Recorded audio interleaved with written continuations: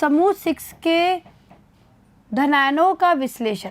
देखिए बच्चों, समूह 5 अनुपस्थित रहने पर समूह 6 का परीक्षण करते हैं। और देखिए इसके लिए क्या किया जाता है, मूल विलयन में NH4OH मिलाकर डाइसोडियम हाइड्रोजन फॉस्फेट मिलाते हैं। देखिए तो समझिए 5th समूह अनुपस्थित है, यानी अब हम 6 समूह में चलते हैं और 6 समूह में हमारा होता है मैग्नीशियम धनायन Mg2+ होता है, उसका परीक्षण करते हैं। और इसके लिए क्या करते हैं, मूल विलयन लेते हैं और मूल विलयन में अमोनियम हाइड्रोक्साइड मिलाकर डाइसोडियम हाइड्रोजन फॉस्फेट मिलाते हैं। और श्वेत अवक्षेप का आना समूह 6 Mg2+ की उपस्थिति दर्शाता है। क्लियर है?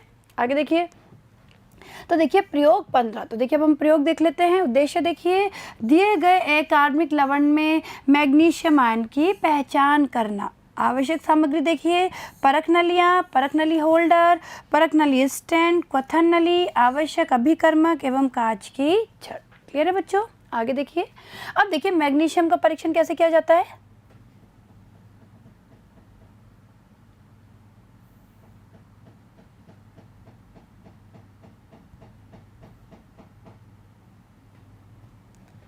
अब देखिए प्रारंभिक परीक्षण देखिए, लवण के मूल विलयन में HCl डालने पर कोई अवक्षेप नहीं आता है, प्रथम समूह अनुपस्थित है। ठीक है, आगे देखिए, उपरोक्त विलयन में जल मिलाकर गर्म करते हैं, फिर H2S गैस प्रवाहित करने पर कोई अवक्षेप नहीं आता, द्वितीय समूह भी क्या है, अनुपस्थित, यानी द्वितीय समूह अनुपस्थित है। आगे देखिए, लवण के मूल विलयन में सांद्र HNO3 मिलाकर गर्म करते हैं, यानी अब हम मूल विलयन लेते हैं, सांद्र HNO3 मिलाकर गर्म करते हैं। और देखिए बच्चों, फिर हम लोग ठोस अमोनियम क्लोराइड, फिर हम क्या करते हैं, ठोस अमोनियम क्लोराइड और अमोनियम हाइड्रोक्साइड आधिक्य में मिलाते हैं, कोई अवक्षेप नहीं आता, यानी तृतीय समूह भी अनुपस्थित, प्रथम समूह भी अनुपस्थित, द्वितीय भी अनुपस्थित, तृतीय भी अनुपस्थित। आगे देखिए,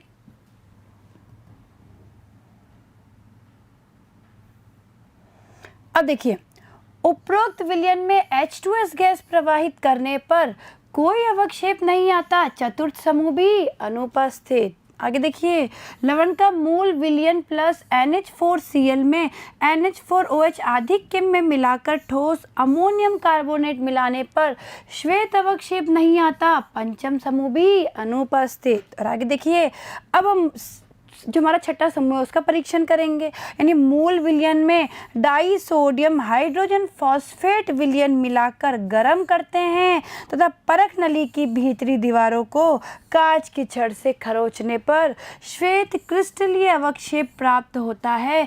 इससे पता लगता है हमारा Mg2+ क्या है, उपस्थित। तो आई बात समझ में, भाई हम क्या करते हैं, मूल विलयन में डाइसोडियम हाइड्रोजन फॉस्फेट विलयन मिलाते हैं और फिर गर्म करते हैं, फिर ठंडा करके परख नली की दीवारों को हम खरोंचते हैं, तो हमें जो श्वेत अवक्षेप प्राप्त होता है वो क्रिस्टलीय श्वेत अवक्षेप प्राप्त होता है, जो Mg2+ की उपस्थिति के बारे में बताता है। आई बात समझ बच्चों? आगे देखिए, अब देखिए Mg2+ आयन के परीक्षण में होने वाली अभिक्रिया। तो देखिए हम क्या करेंगे, भाई Mg2+ का हमें पता करना है, परीक्षण के बारे में देखना है, भाई Mg2+ हमारा उपस्थित है या नहीं।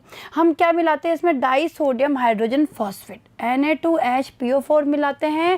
तो देखिए हमारा ये क्या बनता है, मैग्नीशियम अमोनियम फॉस्फेट। देखिए तो इसका नाम क्या है, ये कंपाउंड बनता है हमारा magnesium ammonium phosphate, magnesium ammonium phosphate. और देखिए ये क्या है, इसका सूत्र Mg ब्रैकेट में NH4 और PO4। ठीक है, और इस मैग्नीशियम अमोनियम फॉस्फेट के कारण ही हमें श्वेत क्रिस्टलीय अवक्षेप प्राप्त होता है। वो जब दीवारों को खरोचेंगे और जो श्वेत क्रिस्टलीय अवक्षेप प्राप्त होता है वो इसके कारण प्राप्त होता है। साथ में देखिए NH4OH + 2Na+ और जल का अणु। ठीक है बच्चों, तो इस तरीके से Mg2+ आयन के परीक्षण में ये हमारी क्या होती है, अभिक्रिया है। आई बात समझ में कि किस तरीके से हम जो हमारे अकार्बनिक लवण हमें दिया हुआ है उसमें हम क्या करेंगे, मैग्नीशियम का परीक्षण करेंगे, मैग्नीशियम धनायन का। आगे देखिए, अब परिणाम देखिए, परिणाम क्या हो जाएगा, दिए गए लवण में धनायन मैग्नीशियम आयन Mg2+ उपस्थित है। क्लियर है? आई बात समझ में? तो देखिए बच्चों, अब हम क्या करेंगे, हम लोग लैब में चलेंगे और लैब में जो हमें लवण दिया गया है उस लवण में हम लोग इस मैग्नीशियम धनायन की पुष्टि करेंगे, यानी हम परीक्षण करके देखेंगे कि किस तरीके से मैग्नीशियम का पता लगाया जाता है। और देखिए बच्चों ध्यान दीजिए, इसी के साथ जो हमारे क्षारीय मूलकों का परीक्षण है वो समाप्त हो गया है, आपको समझ में आया होगा। और देखिए बच्चों, अभी तक मैंने आपको अम्लीय मूलकों का और क्षारीय मूलकों का अलग अलग परीक्षण समझाया है कि किस तरीके से अलग अलग इनका परीक्षण किया जाता है।